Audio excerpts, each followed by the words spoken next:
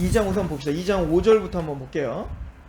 2장 5절에 보면 하나님이 우리가 말하는 바 장차 올 세상을 천사들에게 복종하게 하심이 아니니라.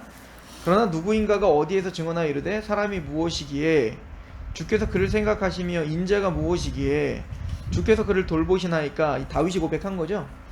그를 잠시 동안 천사보다 못하게 하시며 영광과 존귀로 관을 씌우시며 만물을 그 발 아래 복종하게 하셨느니라 하였으니 만물로 그에게 복종하게 하셨은즉 복종하지 않는 것이 하나도 없어야 하겠으나 지금 우리가 만물이 아직 그대로 복종하고 있는 것을 보지 못하고 오직 우리가 천사들보다 잠시 동안 못하게 하심을 입은 자 곧 죽음의 고난을 받으심으로 말미암아 영광과 존귀로 관을 쓰신 예수를 보니 이를 행하심은 하나님의 은혜로 말미암아 모든 사람을 위하여 죽음을 맛보려 하심이라. 예수님이 이 땅에 오신 것 자체가 이제 죽음을 맛보려고 오셨다는 거죠. 그러므로 만물이 그를 위하여 또한 그로 말미암은 이가 많은 아들들을 이끌어 영광에 들어가게 하시는 일에 그들의 구원의 창시자를 고난을 통하여 온전하게 하심이 합당하도다. 거룩하게 하시는 이와 거룩하게 함을 입은 자들이 다 한 근원에 난지라. 그러므로 형제라 부르기를 부끄러워하지 아니하시고 이르시되 내가 주의 이름을 내 형제들에게 선포하고 내가 주를 교회 중에서 찬송하리라 하셨으니 또다시 내가 그를 의지하리라 하시고 또다시 볼지어다 나와 및 하나님께서 내게 주신 자녀라 하셨으니 자녀들의 혈과 육에 속하였음에 그도 또한 같은 모양으로 혈과 육에 함께 지니심은 죽음을 통하여 죽음의 세력을 잡은 자 곧 마귀를 멸한. 십자가를 굉장히 잘 설명하고 있는 거예요. 히브리서가 보면 예수님이 이 땅에서 죽으셔야 되는 이유는 우리는 사실은 죽음에 얽매여 평생을 살거든요. 그죠? 종노릇하며 살아요. 그리고 마귀가 최종적으로 우리에게 할 수 있는 마지막 그 협박은 뭐냐면 죽음이에요. 죽음. 그죠? 자, 15절에 그래서 또 죽기를 무서함으로 한평생 매어 종노릇하는 모든 자를 놓아주려 하심이라. 이는 확실히 천사들을 붙들어 주려 하심이 아니요 오직 아브라함의 자손을 붙들어 주려 하심이라. 우리 17절 같이 읽어볼까요? 시작. 그러므로 그다 범사의 형제들과 같이 되심이 마땅하도다. 이는 하나님의 일에 자비하고 신실한 대제사장이 되어 백성 죄를 속량하려 하심이라. 그가 시험을 받아 고난을 당하신즉 시험 받는 자들을 능히 도우실 수 있다. 그러니까 예수님을 뭐라고 표현하냐면 2장 10절에 보면 구원의 창시자다 이렇게 표현해요. 그러니까 구원의 창시자예요. 그러니까 예수님은 모든 만물의 창조자거든요. 이게 이제 골로새서에도 말하고 요한복음도 말하고 히브리서 1장은 이미 그걸 얘기하고 가요. 우리 히브리서 1장 2절을 보세요. 이 모든 날 마지막에는 아들을 통하여 우리에게 말씀하셨으니 아들을 만유의 상속자로 세우시고 또 그로 말미암아 모든 세계가 어떻게 됐어요? 지어졌어요. 그러니까 예수님은 창조자예요. 창조자가 죽음을 맛볼 이유가 없죠. 그런데 예수님께서 죽음을 맛보시러 이 땅에 오신 것은 한평생 죄의 종노릇하여 죽음의 종노릇하는 우리들에게 그 죽음을 멸하시려고 예수님이 이 땅에 오셨다.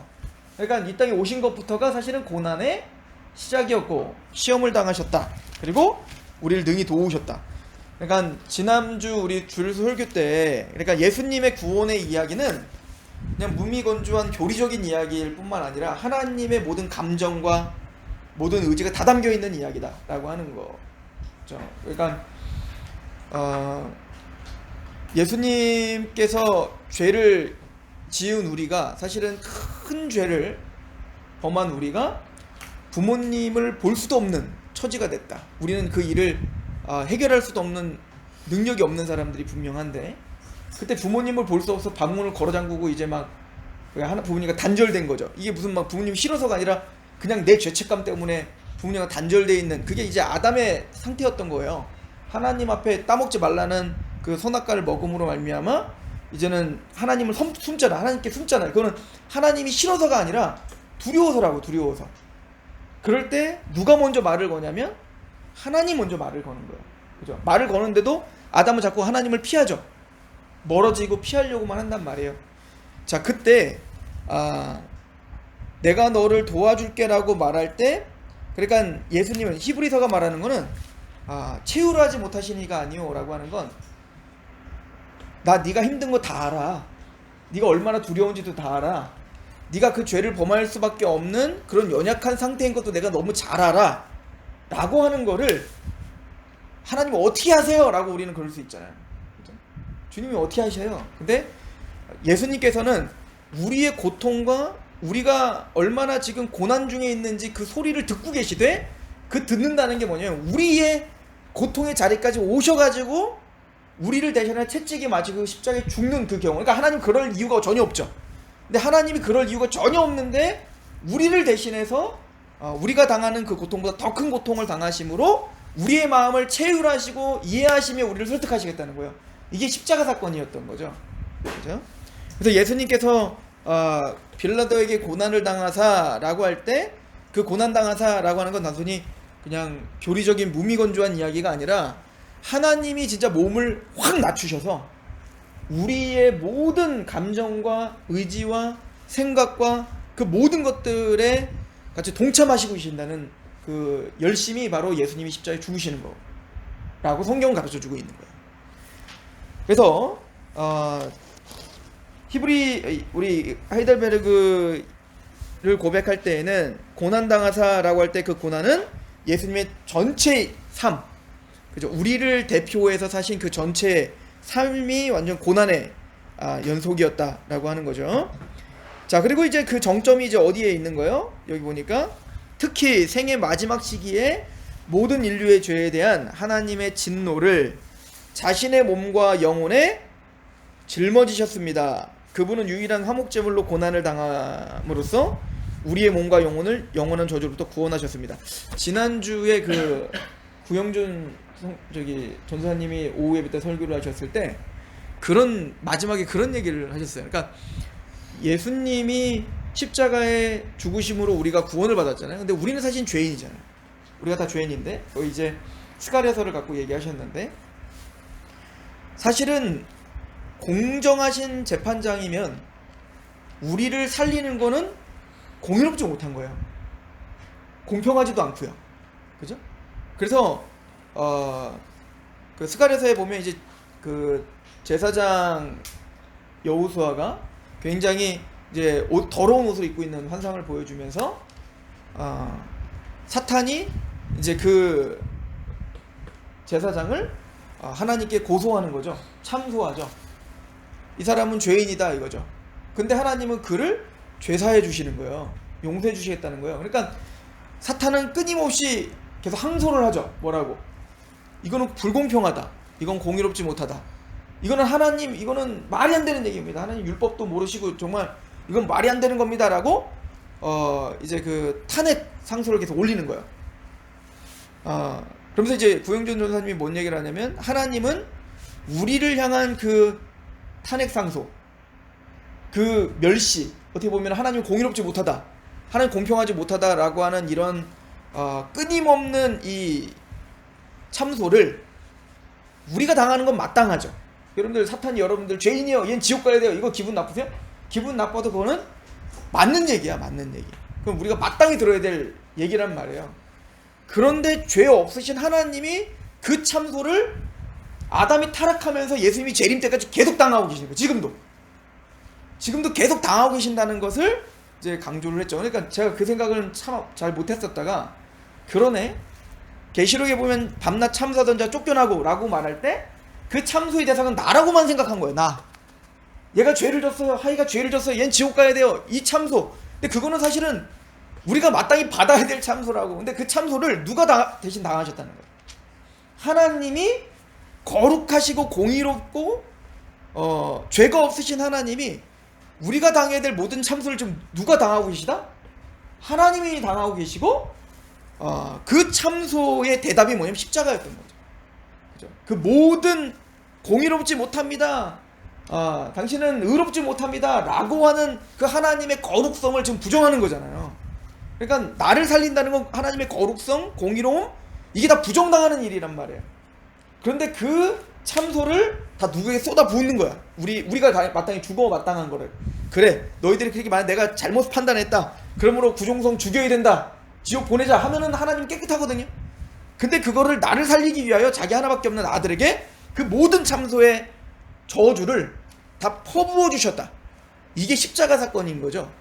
그래서 이제 여기 보면 하이델베르그의 이야기를 보면, 모든 인류의 죄에 대한 하나님의 진노를 자신의 몸과 영혼에 짊어지셨습니다. 근데 이게 얼마나 무거웠나?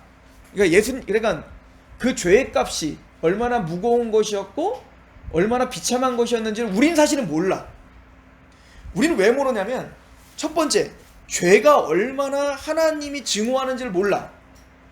우린 죄를 짓고도 그 죄에 대해서 전혀 무감각해요. 우리는 예를 들어서 거짓말하는 건 죄입니다. 근데 우리는 수도 없이 거짓말을 했지만 그것이 내가 지옥 가야 된다는 생각을 할 만큼 잘못된 거라고 생각 안 하잖아요. 그러니까 저기 이제 사람을 죽이는 죄는 저놈은 지옥 가기 마땅한데 나는 누구를 미워하는 거는 전혀 이게 왜 지옥 가야 돼? 라고 하는 생각이 우리에게 있죠. 근데 예수님이 하는 얘기는 뭐예요? 그것도 물론 큰 죄지만 우리가 형제를 미워하는 것도 이미 뭐라는 거야? 죽어 마땅한 죄라고 예수님은 판결을 내리셨거든요. 근데 그런 판결을 내릴 때 우리는 뭐라고 하냐면 억울하다라고 하죠. 억울하다. 그 얘기는 뭐냐면 죄가 얼마나 심각한 거고 그 죄가 얼마나 무거운 건지를 우리는 몰라요. 왜 몰랐을까? 성경 뭐라고 대답하냐면 우리가 무지하기 때문이다. 아담이 타락하면서 우리는 이미 무지해졌어요. 또 무감각해졌다고.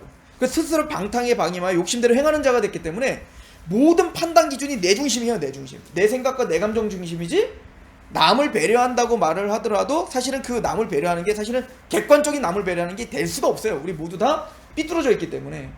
근데 하나님이 말씀하시는 거는 만물보다 심히 부패한 게 사람의 마음인데 누가 능히 이를 알리오마니에요. 그러니까 만물보다 심히 부패하다는 얘기는 뭐냐면 여러분들 제가 요즘에 성경 공부하다 보면 이제 하나님께서 이제 비유하신 거네. 예를 들어서 성전에 우리가 양을 잡고 소를 잡는데 거기에 피를 흘리고 이제 짐승을 죽이는 거잖아요. 근데 시체가 너저분하게 널려져 있고 그리고 피가 흘려서 피가 쫙 너저분하게 흘러져 있는데 엄청난 양의 이제 그 양들을 잡았을 거 아니에요? 근데 그거를 치우지 않고 1년이고 2년이고 10년이고 그냥 그대로 냅뒀어요. 그럼 어떻게 될까요? 우리가 상상할 수 없는, 우리가 지금 말로는 표현할 수 없는, 직접 보지 못하면 형언할 수 없는 그 악취와 그 부패함이 이 상상을 초월할 거란 말이에요. 얼마 전에 그 구영준 전도사가 그 올챙이를 키웠대요. 애기들 올챙이를 키웠는데 그 중에 그 막내가 그 올챙이 2마리를 없어져갖고 봤더니 나중에 보니까 3마리가 없어졌는데 그 중에 1마리인가 2마리가 봤더니 아이스박스에 넣어놨다가 내가 열어보니까 거기 막 썩어있는, 근데 그 조그만 올챙이인데 그 썩은 냄새가, 근데 지금 문제는 1마리는 어디 있는지 모르겠다. 어디선가 썩고 있겠죠. 그러니까 그 얘기는 뭐냐면 하나님이 사실 이스라엘 백성들에게 지금 그 얘기한 거거든요. 너희 성전이 부패하여 내가 들어갈 수가 없다. 네가 그러한 부패 속에서 네가 그곳에서 예배를 하고 찬양하고 제사, 내가 그걸 받을 거냐? 누가 성전문 좀 닫아달라. 그게 우리의 마음이라는 거거든요. 우리 인간의 마음이라는 거거든요.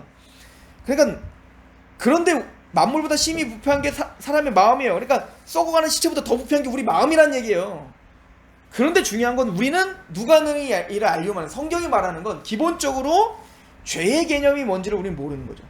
그렇기 때문에 예수를 믿지 못하는 것일 뿐만 아니라 또 예수님의 십자가의 죽으심이 우리는 그냥 고작 우리가 눈물 흘리는 거는 어떻게 눈물을 짜내냐면 예수님이 처절한 십자가에 죽는 그 피 흘리는 모습을 보면서 불쌍하다 때문에 눈물이 나는 거야.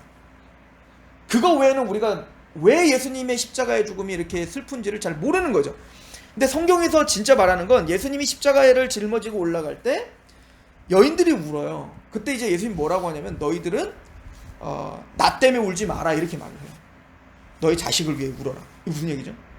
우리가 십자가 때문에 우는 이유는 예수님이 불쌍해서 우는 게 아니야. 나 때문에 십자가에서 죽으셨대 이러고 막 피 흘리는 막 처절한 모습을 보이면서 막 콧물 짜는 게 아니라 예수님의 십자가를 통해서 울어야 되는 건 사실은 내가 저렇게 처절한 죄인이구나, 내가 하나님 앞에 얼마나 큰 죄인이구나 라고 하는 것 때문에 울어야 되는 거예요. 원래는 이게 회개인 거거든요. 그러니까 우리는 사실은 예수님이 십자가에서 죽기 직전에 겟세마네 동산에서 엘리엘레나 그 주여 할 수 있으면 이 잔을 저기서 옮겨주세요. 근데 아버지 원대로 하지 마, 내 원대로 하지 마시고 아버지 원대로 하세요. 이걸 이해를 못하는 거예요. 예수님 막 겁내잖아요. 벌벌 떨잖아요. 얼마나 벌벌 떠냐면요, 우리가 상상할 수 없을 만큼 벌벌 떠신 거예요. 두려우셨던 거예요. 여러분들 두려우신 적 있죠? 두려워도 땀방울이 핏방울이 될 정도로 두려운 적은 없었잖아요. 여러분들 스트레스 받아봤잖아요.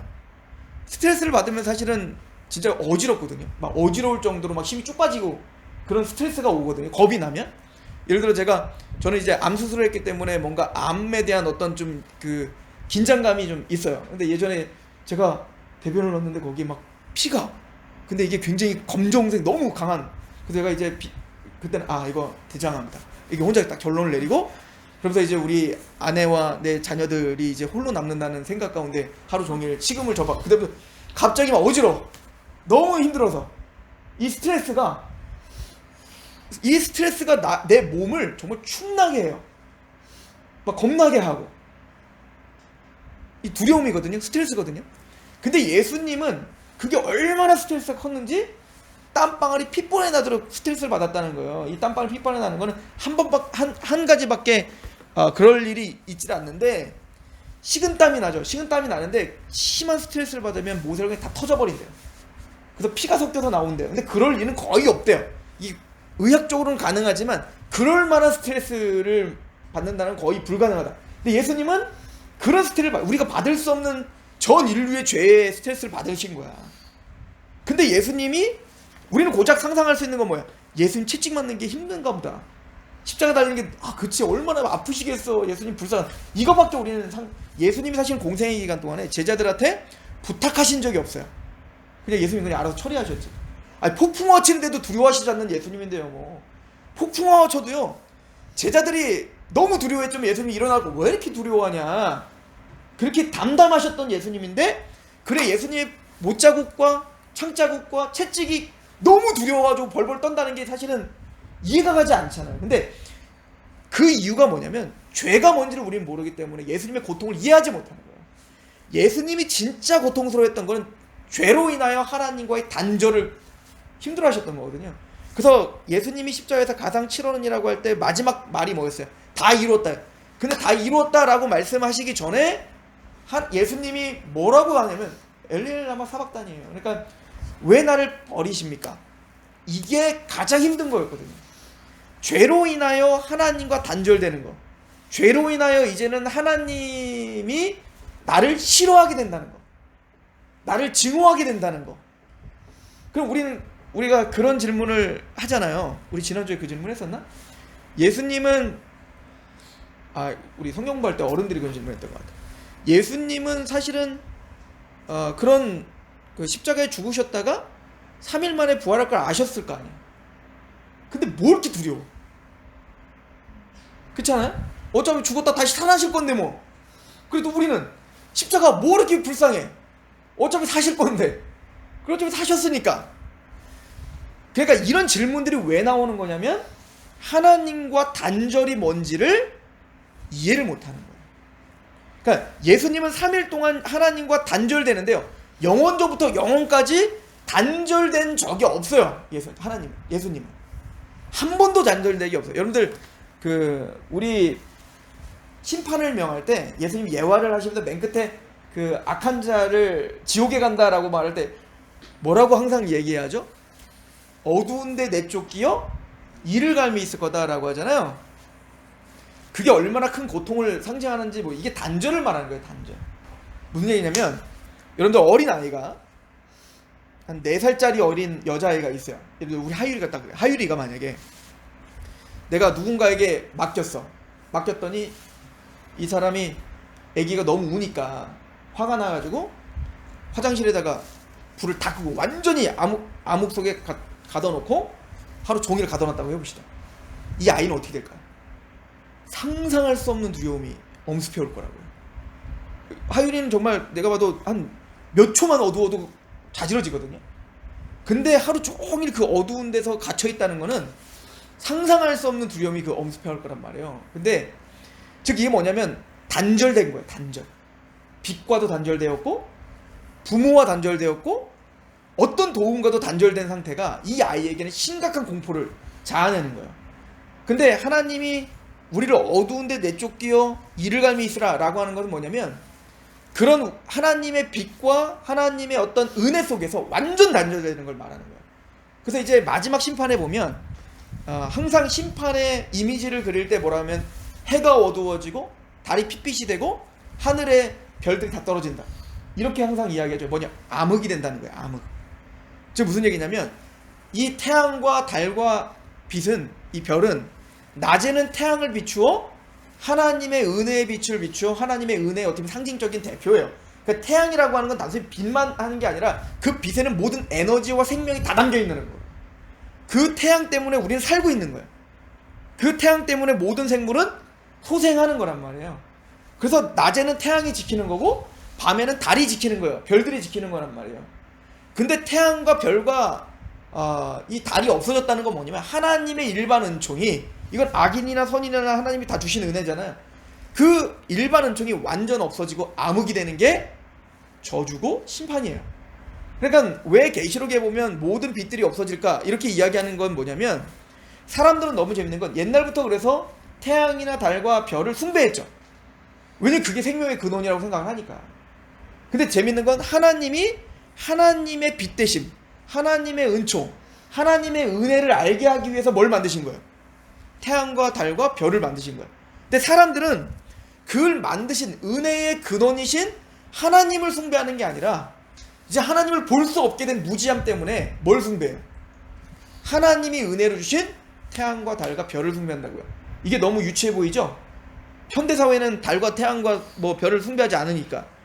근데 사람들은 하나님이 은혜로 주신 돈과 육체와 자녀와 지식과 그 무엇이든 말이야. 하나님께서 얻어진 게 아닌데 하나님께서 모든 주신 은혜로 주신 그 무엇이든 말이에요.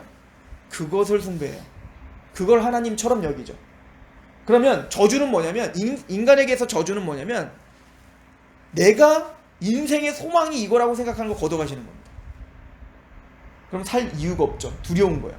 사람들이 왜 그렇게 자신의 목숨을 쉽게 떠나죠?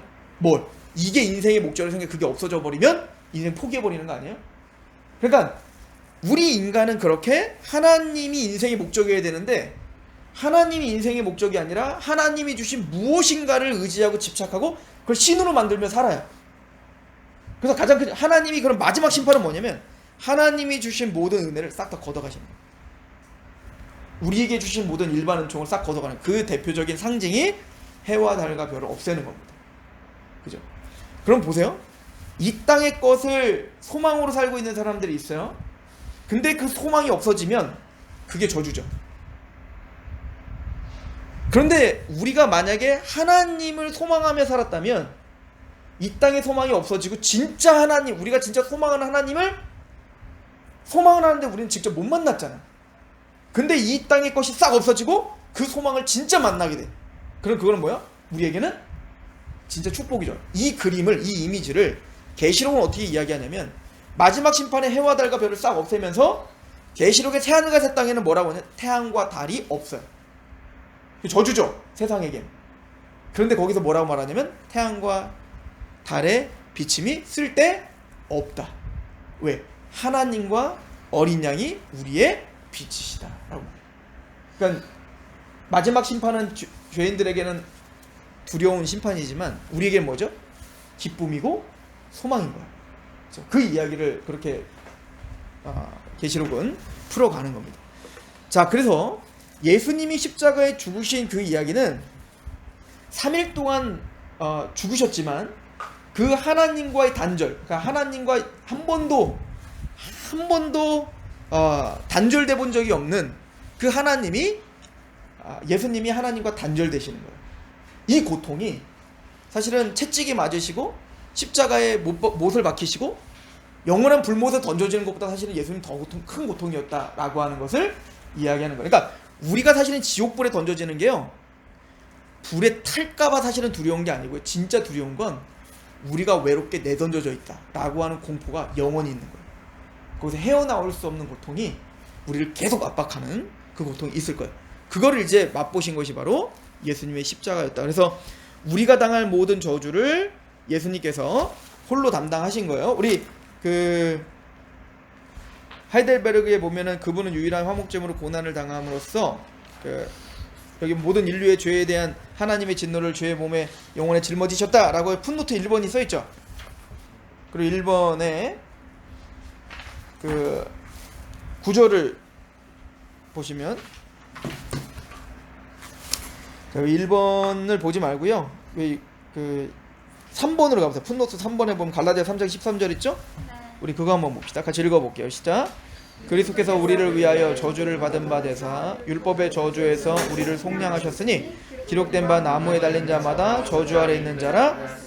그러니까 예수님의 십자가는 저주를 받으신 거예요. 우리가 받을 저주, 그 저주를, 하나님과의 단절되는 그 고통의 저주를 예수님이 홀로 담당하신 게 바로 십자가였다라고 하는 것을 이야기합니다. 또 하나, 십자가는 우리가 십자가에서 위대한 교환이 일어났다라고 우리 배우셨었죠, 그죠? 그러니까 십자가는 예수님 십자가에서 고난을 당해서 죽으셨다라고 할 때 첫 번째 로마서 8장 3절 말씀에 보면 하나님이 죄를 알지 못하시는 일을 고린도 저기죠. 로마서 8장에 보면 하나님이 그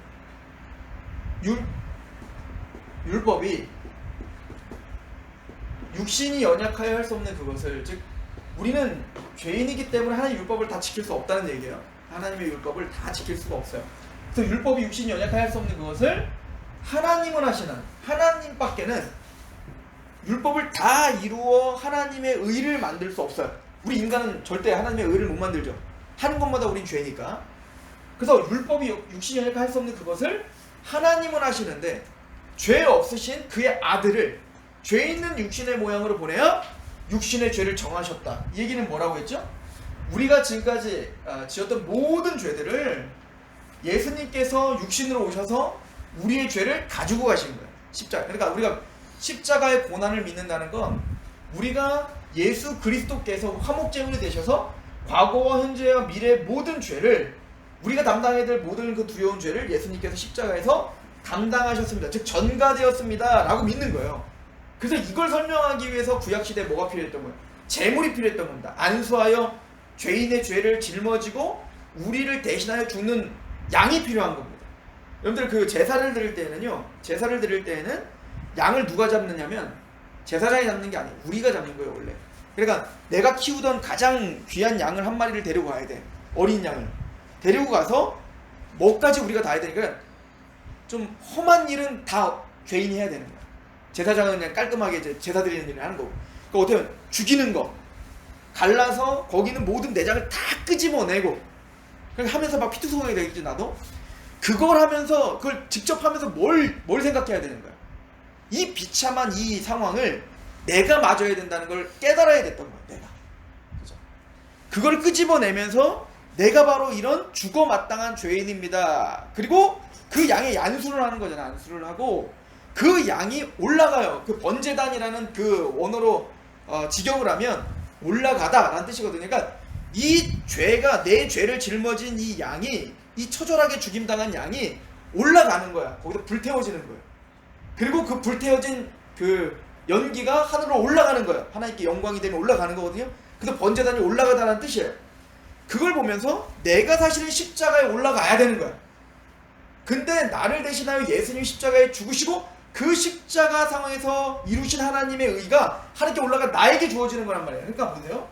우리의 죄가 양에게 전가되는 것처럼 예수 그리스도께 육체로 죽임당하신 예수님의 십자가에 내 죄가 다 전가됐습니다 라고 우리는 믿어야 되는 거고, 고린도후서 5장 21절에 보니까 하나님이 죄를 알지 못하시는 일을 우리를 대신하여 죄로 삼으신 것은 우리로 하여금 하나님의 의가 되게 하려 하심이라. 예수님께서는 우리가 구원받기 위해선 죄인은 절대 구원 못 받죠. 그래서 의인이 구원받기 때문에, 의인인데 어떤 의인? 그러니까 우리가 만든 의는 의가 아니야. 하나님의 기준의 의가 아니에요. 자기 의는. 그러니까 하나님의 의만 구원받을 수 있는 거예요. 하나님 합격점인 거죠. 하나님의 의라는 건 두 가지입니다. 하나는 하나님의 기준에 맞는 의야. 그러니까 내 생각에 맞는 의인, 이게 아닌 거예요. 그죠? 우리는 이미 아까도 말했지만 무지예요. 죄가 뭔지 모른다니까. 의가 뭔지 모른다니까. 그러니까 우리가 아무리 이거는 이렇게 하면 의로운 사람이겠지, 이렇게 한 사람은 구원받을 수 있겠지, 그건 하나님 기준이 아니에요. 그건 내 기준이지. 타락한 인간의 기준이란 말이죠. 그러니까 하나님의 기준의 의다. 근데 하나님의 기준의 의가 뭐라고 했죠? 갈라디아서 3장에 보면 모든 율법을 어떻게? 항상. 또 야고보서에 봤더니 1만 가지 율법을, 모든 율법을 다 지키다가 한 가지만 범하여 죄를 범하는 게 돼요. 이게 하나님의 기준이야. 이 하나님의 의의 기준을 채울 수 있는 사람은 이 세상에 아무도 없죠.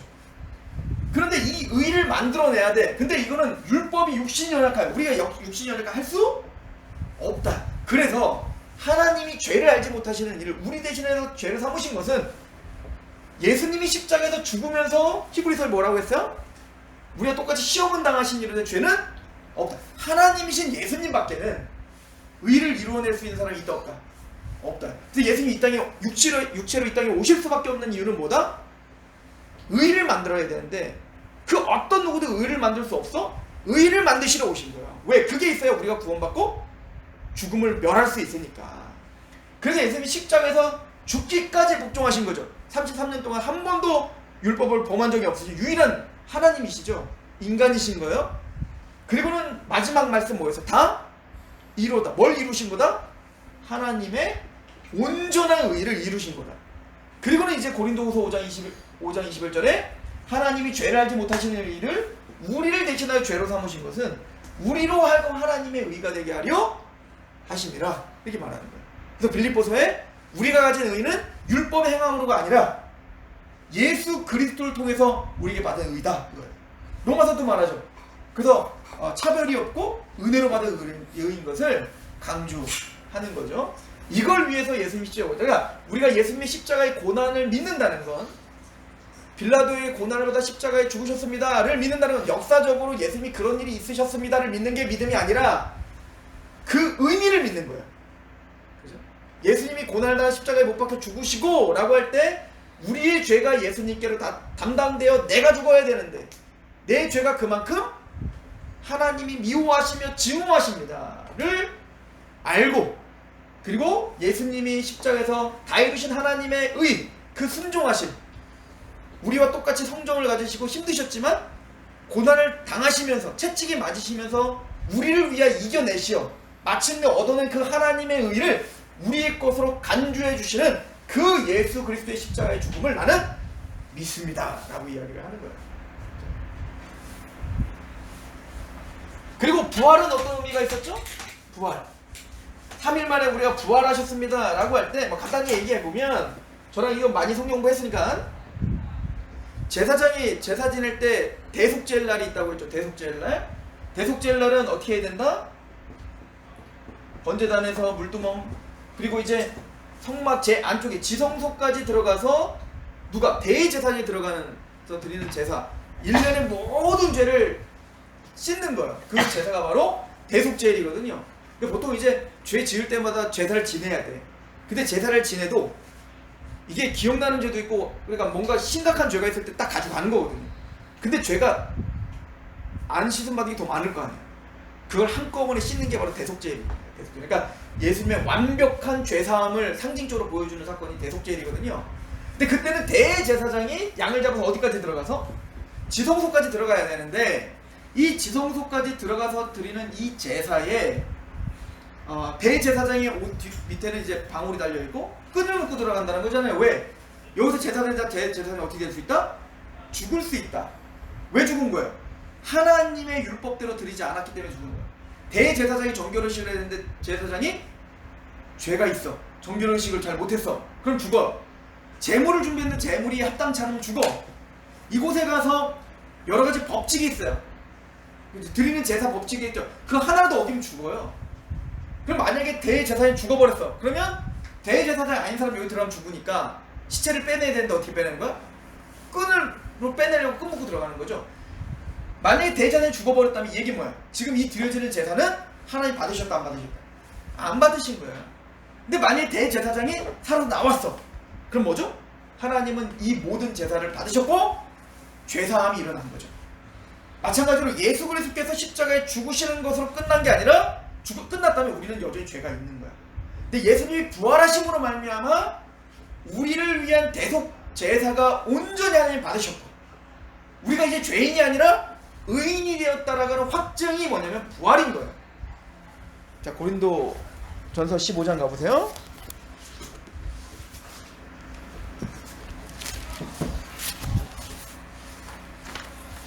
고린도전서 15장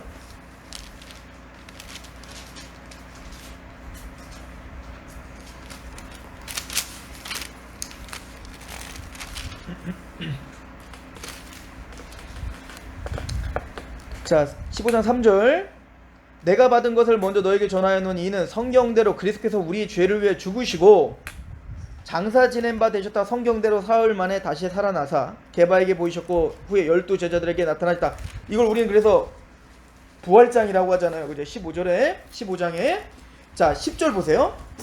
그러나 내가 나 된 것 하나님의 은혜로 된 것이니 내게 주신 그 은혜가 헛되지 아니하여 내가 모든 사도보다 더 많이 수고하여 내가 한 것이 아니요 오직 나와 함께 하신 하나님의 은혜로다. 그러면서 이제 사도 바울은 그 복음의 증거자로서 이렇게 내가 이 부활을 증거하는 자다. 그럼 부활이 뭐냐? 사도 바울이 전했던 부활의 의미가 뭐냐? 자, 13절 보세요. 만일 죽은 자의 부활이 없으면 그리스도도 다시 살아나지 못하셨으리라. 그리스도께서 만일 다시 살아나지 못하셨다면 우리가 전파하는 것도 헛것이요 또 너희의 믿음도 헛것이다. 예수님의 부활이 없다면 우리의 믿음 다 헛것이에요. 그죠?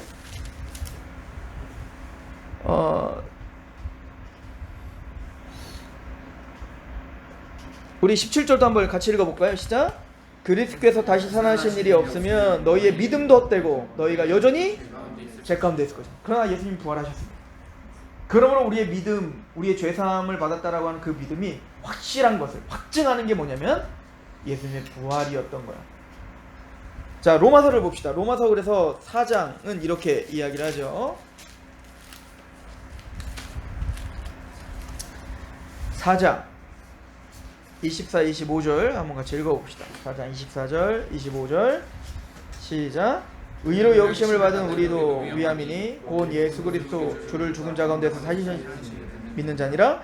예수는 우리가 범죄한 것 때문에 내줌이 되고 또한 우리를 의롭다 하시기 위하여 살아나셨다. 그러니까 예수님이 십자가에 죽으심으로 우리 죄가 다 사함받았고 예수님이 부활하심으로 우리가 뭐가 되었다? 의인이라 칭함받을 수 있다 라고 하는 거예요. 부활이 없다면 사실은 우리는 여전히 죄 가운데 있는 거죠. 그래서 사도들은 자신들을 뭐라고 하냐면 부활의 증인이라고 이야기했던 거예요. 그래서 부활의 의미는 굉장히 중요합니다. 또 하나는 예수님의 부활한 것을 첫 열매라고 해요. 첫 열매. 무슨 얘기냐면 예수님의 부활을 통하여 우리의 부활을 확정하는 겁니다. 이해가시죠? 또 예수님의 십자가의 죽으심과 부활을 통해서 우리가 또 확인하는 건 뭐냐면요, 우리가 구원받는 그 은혜가 얼마나 큰 건지를 알게 되죠.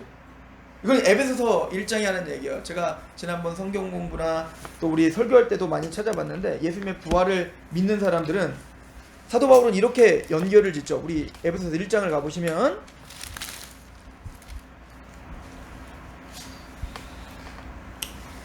(1장 17절)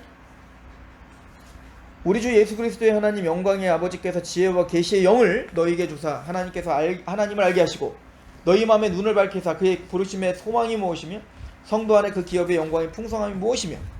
그러니까 우리를 예수님을 알게 하고 믿음이 생기게 한 게 누구라는 거야? 계시의 영, 즉 성령님이 하신다는 거잖아요. 그래서 그 성령님이 우리를 눈을 밝히시고 구원시키시는 걸 뭐라고 표현하냐면 능력, 힘 이렇게 표현해요. 19절 성령님이 이렇게 표현합니다. 그의 힘의 위력으로 역사하심을 따라 믿는 우리에게 베푸신 능력의 지극히 크심이 어떠한 것임을 너에게 알게 하시기를 구하는데, 그러면 여러분들을 살리신, 여러분들을 구원시키신, 여러분들을 예수님을 믿게 하고 알게 하신 그 능력이 어떤 능력인가? 20절 한번 읽어봅시다. 20절 시작. 그의 능력이 그리스도 안에서 역사하사 죽은 자들 가운데 다시 살리시고 하늘에서 자기 오른편에 앉히사 모든 통치와 권세. 무슨 얘기죠? 예수님이 십자가에 죽으셨는데 3일 만에 부활케 하신 게 누구의 능력이에요? 성령님의 능력이거든요. 근데 그 능력이 누구에게 역사하신 거예요? 우리에게 동일하게 역사하셔서 예수님 죽었던 예수님을 살렸던 그 능력이 우리의 눈을 뜨게 하셨고 예수를 믿게 하셨고 하나님을 만나게 하셨다. 그리고 그 능력이 여러분들 거듭나게 그래서 이제 물과 성령으로 거듭나야 된다는 얘기인 거예요. 그렇게 거듭나게 할 뿐만 아니라 뭐까지도 확정해 주는 거예요. 예수님의 부활처럼 우리를 다시 살리실 것도 확정되는 거예요. 그래서 예수님의 부활을 첫 열매라고 이야기하는 것이죠. 자, 하이델베르그의 고백을 좀 봅시다. 장사된 바 되셨다가 지옥 강화, 이거는 다음 주에 할 거예요. 17주일 가보세요. 17주일 45문 그리스도의 부활은 우리에게 어떤 유익을 줍니까? 답 첫째, 그리스도는 부활로서 죽음을 이기셨으며 죽음으로써 얻으신 의에 우리로 참여하게 하십니다. 그죠? 그러니까 예수님의 십자가에서 완성하신, 그래서 그 확정하신 그 부활, 거기서 얻으신 의를 우리에게 주신 거예요. 그래서 아까 예수님의 내어줌은 우리의 죄 때문이고 예수님이 다시 살아나심으로 우리를 의롭다 하셨다, 이렇게 표현하죠. 둘째, 그의 능력으로 말미암아 우리도 이제 새로운 생명으로 다시 살아나. 이게 좀 전에 찾아본 거예요. 성령님의 그 능력이 예수를 부활케 했죠. 근데 그 부활케 하는 능력이 오늘 누구에게 역사하시는 거야? 우리에게 역사하시어 거듭난 거야. 우리에게 역사하시어 믿음이 생긴 거야. 세 번째, 그리스도의 부활은 우리의 영광스러운 부활에 대한 뭐요? 확실한 보증이시다. 예수님이 부활한 게 확실한 것처럼 우리를 부활케 하심의 소망의 근원은 내가 뭔가 잘하나 못하냐가 아니라 예수님의 부활이 우리의 확증이에요. 그래서 보면요, 예수님의 십자가, 예수님의 부활, 예수님의 승천, 이 모든 게 누구 사건이냐면 내 사건이에요. 그래서 우리가 예수님과 연합됐다라고 하잖아요. 그 얘기는 뭐예요? 내가 너 안에 저가 내 안에. 이 얘기는 뭐냐면 예수님, 우리 여러분들 세례 받을 때 세례의 의미 뭐라고 했죠? 연합, 하나됨이라고 했죠. 그래서 우리가 구원받을 때 예수님의 십자가에 연합되어 예수님의 죽음이 곧 누구 죽음이라고 생각하는 거예요? 내가 죽었다고 믿는 거예요. 내가 십자가에 예수님이 죽었다는 게 내가 십자가에 못 박혔습니다를 믿는 거예요. 죄인된 나는 죽었습니다 이거든요. 또한 예수님의 십자가에만 우리가 연합되는 게 아니라 예수님의 부활에 우리가 어떻게 됐다는 걸 믿는 거예요. 연합되어 새로운 생명으로 살아났습니다를 믿는 거예요. 이게 로마서 6장이에요. 이게 세례의 의미예요. 그런데 그걸로 끝나는 게 아니라 예수님의 승천했을 때 우리도 또한 함께 영적으로 뭐요? 이미 예수님 믿을 때 십자가와 부활에 또 예수님의 승천에 어떻게 됐다? 우리가 하나 되어 우리가 어디 앉아있다 지금? 거기까지는 대답하기 좀 그래요? 우리 에베소서 가봅시다. 에베소서 1장, 자 2장 1절, 그는 허물과 죄로 죽었던 너희를 살리셨도다. 거듭남이에요. 자, 그럼 거듭나기 전에는, 그때에는 너희는 그 가운데 행하여 이 세상 풍조를 따르고 공중권세 잡은 자를 따랐으니 곧 지금 불순종의 아들들 가운데 역사하는 영이라. 전에는 우리도 다 그 가운데서 우리 육체의 욕심을 따라 지내며 육체와 마음에 원하는 것을 하여 다른 이들과 같은 본질상 내 맘대로 살았다 이거예요. 내 맘대로, 내 뜻대로, 내 감정대로 살았다. 이게 본질상 진노의 자녀들, 지옥 갈 자녀들, 그죠? 사탄의 권세 가운데 있는 자녀들, 우리 그렇게 살았었다. 그런데 그랬던 우리를, 국률이 풍성하신 하나님이 우리를 사랑하신 그 큰 사랑으로 인하여 허물로 죽은 우리를 그리스도와 함께 어떻게 했어요? 살렸다. 이게 뭐예요? 예수님이 십자가에 우리가 같이 죽었고 예수님의 부활에 우리도 같이 어떻게 했다? 살렸다. 이거 살렸다. 가로치고 너희는 은혜로 구원을 받은 것이라. 그러니까 우리가 뭐 해서 구원받은 게 아니야. 하나님의 전적인 은혜로 구원받은 거죠. 근데 그걸로 끝나는 게 아니라 또 함께 어떻게 하셨어요? 일으키사 그리스도 예수 안에서 함께 하늘에 어떻게 하셨다? 앉히시니 이는 그리스도 예수 안에서 우리에게 자비하심으로써 그 은혜의 질기 풍성함을 오는 여러 세대에 나타나려 하심이라. 그러니까 예수님의 십자가 부활에만 연합한 게 아니라 어디 연합된 거야? 지금 하나님이 어디 우편에 계세요? 하나님 우편에 계시잖아요. 근데 우리가 한 것 없이 하나님의 은혜로 예수님과 연합되어 하나님의 그 보좌의 자리에 함께 앉아있는 거야. 그래서 우리를 뭐라고 해요? 이 땅에 살고 있지만 우리는 천국 시민권자라고 이야기하는 거예요. 이해가세요? 그러니까 예수님의 십자가, 부활, 승천, 이 모든 구속사역은 다 누구에 대한 이야기인 거예요? 은혜로 우리의 첫 열매로서 그렇게 승리하신 겁니다. 그래서 예수님의 부활은 우리의 첫 열매가 되시사 예수님의 재림할 때 그 예수님이 부활하시는 영광스러운 모습으로 우리도 부활할 것에 대한 뭐다? 확증이십니다. 우리 이렇게 부활을 고백하는 거죠.